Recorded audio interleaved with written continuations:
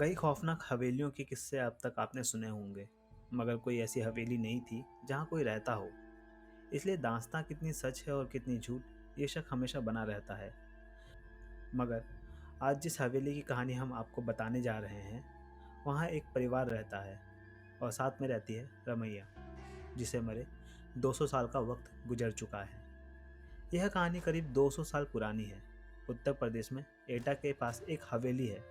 कहा जाए तो यहाँ एक परिवार और आत्मा दोनों साथ साथ रहते हैं। अगर लोगों की माने तो यहाँ मौत जिंदगी पर बहुत भारी है। एक रमैया अब तक कई लोगों की जान ले चुकी है। वो रमैया एक तवायफ थी जिसका कभी जलवा हुआ करता था, मगर दो भाइयों ने उस पर अपना दावा ठोक दिया।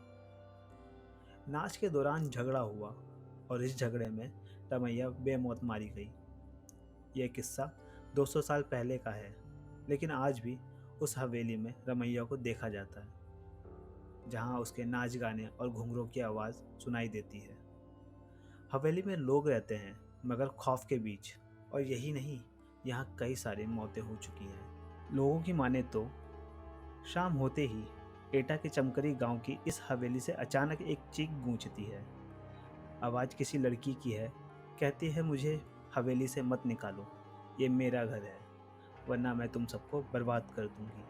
कोई कुछ समझे इससे पहले एक और चीख गूंजती है, मगर इस बार चीख में मौत की तकलीफ भी घुली हुई है। पानी पानी चिल्लाने की आवाज़ के साथ कोई लड़की पानी मांगती है। यह वाकया कहीं और होता तो शायद कोई ना कोई मदद के लिए आ भी जाता, मगर इस गांव में हर कोई डर से सहम जाता है, क्योंकि पिछले कई दशकों से ऐसी चीखें इस हवेली से निकल रही हैं और लोग कांपते हुए सुबह का इंतजार करते हैं। इस हवेली के मालिक सत्येंद्र तोमर कहते हैं कि यहाँ पहले सब ठीक था, लेकिन धीरे धीरे दिक्कतें बढ़ती गई। यहाँ घुंघरुओं की आवाज़ सुनाई देती थी, नाचने की आवाज़ें, इस तरह प्रॉब्लम क्रिएट होती रही। तांत्रिकों को बुलाया गया, कभी कभी आवाज़ें आती, आपको घर छोड़कर जाना पड़ेगा, ये मेरा घर है। इस तरह से हम लोगों को डर लगने लगा। हम लोग खौफ के साए में जीने लगे।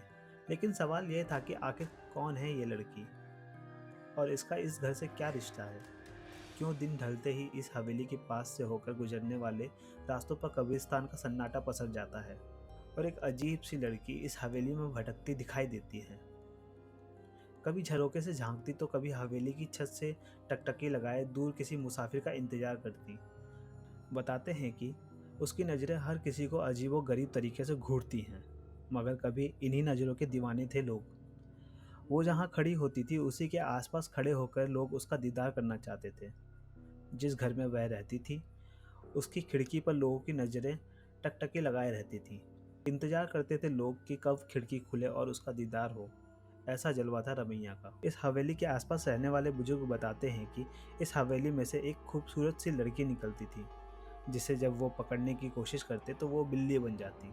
यह हवेली दूसरी हवेलियों की तरह खाली नहीं है। यहाँ मौत और ज़िंदगी दोनों का बसेरा है। इस हवेली में आज जितनी भी जिंदगियाँ बाकी बची हैं, उनके चेहरे पर ज़िंदगी का कोई नामो निशान नज़र नहीं आता। एक खूबसूरत मगर खौफनाक चेहरा उन्हें लगातार नज़र आता है। एक टक घूरता हुआ, शायद यह पूछता हुआ कि इतने लोगों की मौत के बाद भी क्या हिम्मत बाकी है यहाँ रहने की। मगर रमैया आखिर क्यों इंतकाम की आग में झुलस रही है? क्यों उसे मासूम बच्चों पर भी तरस नहीं आता? क्या हुआ था उसके साथ आखिर? आखिर थी कौन रमैया? यह बात करीब 200 साल पुरानी है, जब रमैया इस हवेली में मुजरा किया करती थी। रमैया के दीवाने बहुत सारे थे, लेकिन इस इलाके के दो सगे भाइयों का नाम शुमार हुआ करता था, जो तकरीबन हर शाम उसी के पास गुजारा करते थे। लेकिन रमैया को लेकर दोनों भाई इस तरह से जज्बाती हुए कि एक दूसरे की जान के दुश्मन बन गए। और जब रमैया ने बेकाबू हालत काबू करने की कोशिश की तो गुस्से से लहराता एक खंजर रमैया के शरीर में उतर गया। दरअसल यह कहा जाता है कि दोनों भाइयों की लड़ाई में रमैया बीच बचाव करने गई थी, जिसमें उसकी मौत हो गई। रमैया चाहती थी कि दोनों में खून खराबा ना हो, लेकिन हुआ उसके ठीक उलट। खून तो हुआ, लेकिन उन दो भाइयों में से नहीं, बल्कि रमैया का, जिसका कोई कसूर नहीं था। उस वक्त के बाद से रमैया की आत्मा को हवेली में हर बार हर शाम देखा जाता है। इस बारे में हवेली के मालिक सत्येंद्र तोमर बताते हैं कि मेरी माँ को एक दिन साया दिखाई दिया था। इसके बाद उनकी मौत हो गई थी। इस तरह रमैया का प्रकोप हमारी हवेली पर हमेशा खौफनाक साए की तरह पड़ता गया। एक एक करके मेरे 3 बच्चे और फिर मेरी पत्नी, सबकी जान चली गई। हालांकि अब इस हवेली को बचाने की जिम्मेदारी सत्येंद्र पर ही है। वो एक पढ़े लिखे इंसान है और इससे पहले वो भूत प्रेत जैसी बातों को मानते नहीं थे। मगर आज जब वो अपने परिवार पर नज़र दौड़ाते हैं तो हर रिश्ता अधूरा नज़र आता है। वो जिंदा है मगर पत्नी नहीं रही, कोई बच्चा जिंदा है तो माँ मर चुकी है, भाभी है मगर भाई जान गंवा चुका है। कहते हैं कि तोमर परिवार से पहले इस हवेली में गुप्ता परिवार रहा करता था। लगातार हुई मौतों ने गुप्ता परिवार को इतना तोड़ दिया कि उन्होंने कौड़ियों के दाम में यह हवेली बेच दी। खरीदी तोमर परिवार ने और खरीदते ही बच्चे बूढ़े जवान एक एक करके 8 लोगों की मौत हो गई। फिर सहारा लिया पूजा पाठ का, नतीजा इस बार उनकी जान गई जिसने पूजा कराई थी।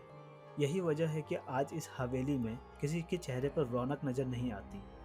बच्चे गुमसुम से रहते हैं, बड़े जैसे बस जिंदा हो।